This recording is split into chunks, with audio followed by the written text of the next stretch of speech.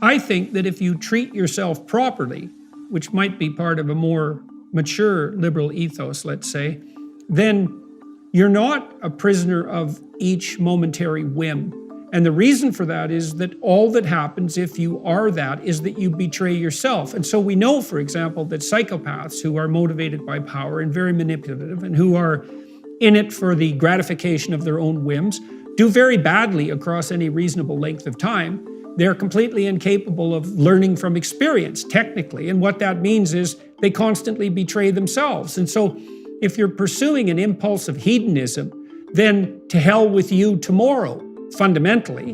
And next week and next year, you continue to do things that are pleasurable or escapist in the moment, but all it does is drive you downhill across time.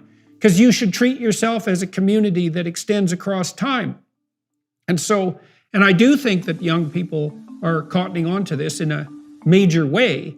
And it is something that conservatives can lay out in great detail. And this idea about giving, even if you do want the best for yourself in some higher sense, let's say, yourself across time, it's clearly the case that the most effective way to achieve that is to be unbelievably useful and generous to other people.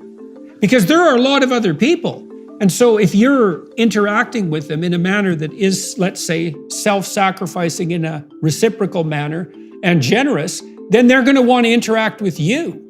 And so if you interact with 1,000 people in your life and you're generous to all of them and they reciprocate, then you're the beneficiary of 1,000 acts of generosity, 1,000 continual sets of acts of generosity. How can that not be a better approach than trying to maximize your momentary whim?